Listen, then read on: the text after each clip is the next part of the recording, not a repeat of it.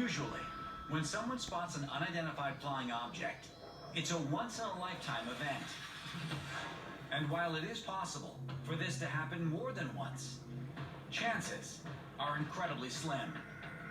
So, imagine what it must be like to see UFOs night after night after night for months, and getting no confirmation as to what they are, no matter how hard you try. That's what's happening to a man in Minnesota. And even those at the highest levels of government are unable to shed some light. Our alien friends are back. There's two of them.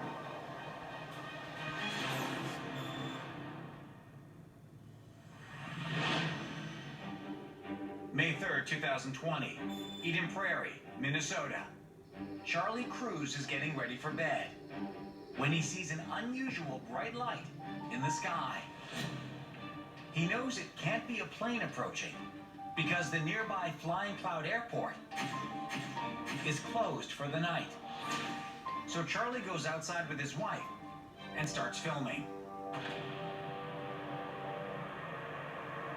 Oh, look at that. It's not making any noise. Oh, what the hell? I don't know what that is. That's not a plane. My name is Charlie Cruz, and these are my videos. It didn't make any noise whatsoever, and then went back inside. A few minutes later, a second one came, a similar flight pattern, went back out into my driveway, took out my iPhone, proceeded to continue with a second video of that. Sure enough, a third one came by a few minutes later, did the same thing, went out in my driveway, proceeded to film that. Third time coming around here.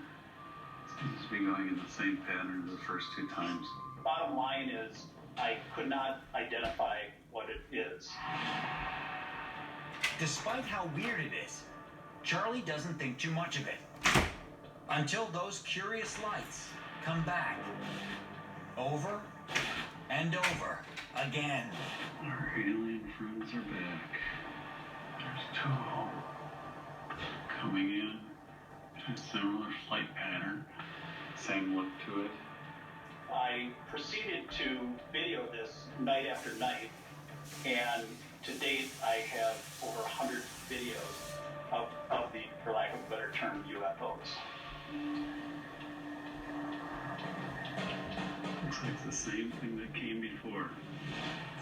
Charlie brings the videos to the head of the municipal airport, and they are just as confused. They did some further investigation and checked their radar, and they had nothing show up on their radar. So Charlie is referred to a contact at the police department who's in charge of illicit activity at the airport. I showed him the video. He found it curious enough to spend some time at my home at night. He witnessed these himself on multiple occasions. But he, too, cannot figure it out. They, in turn, contacted the FBI. I myself contacted the local branch of the FBI. And then beyond that, I reached out to a contact of mine that works for Homeland Security. Showed him the videos. He had no idea what it was. He then took those same videos, showed some contact friends of his in the FBI, and also the new defense agency, Space Force. No one at any of the agencies can identify the objects. So what we have here is a lot of information that really has left a lot of people with unanswered questions. Behind the trees right now. Turning merges again. This is, I think, some of the best kind of captured footage of the unexplained. We see a lot of nocturnal lights videos, but rarely is it with this level of consistency and documentation and then attempted sleuthing that leads to nothing. Imagine seeing this night after night, week after week, seeing things that you can't explain, that locals and authorities say we have no explanation for it, but don't worry about it. And yet he continues to see it. the government is a secretive agency. So what if they're using Flying Cloud Airport to test types of crafts that, you know, are going to be used as secret weapons somehow? Kind of flickers in and out. If I were to take a calculated guess, based on what I'm seeing with the naked eye, I would think that perhaps it's what's called a predator drone that is often used for illicit surveillance. With that said, see activity in that video that is not explained away easily as a predator drone. It just doesn't add up there. So it's left me with a lot of unanswered questions. Our alien friends are back.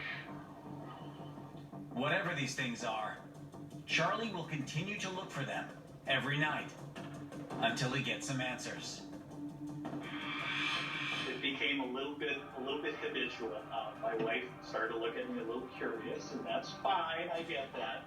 But I really wanted to get enough information, for lack of a better term, to try to, build a case. So my journey continues to be to try to figure out what I'm actually seeing. It looks like there's 5 of them stacked. What should you do in the event you witness something paranormal? Here are some tips to get it all on camera. Man, that's crazy.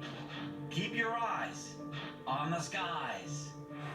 Never stop recording, even when you're scared. The mirror has been doing this for like 15 minutes now.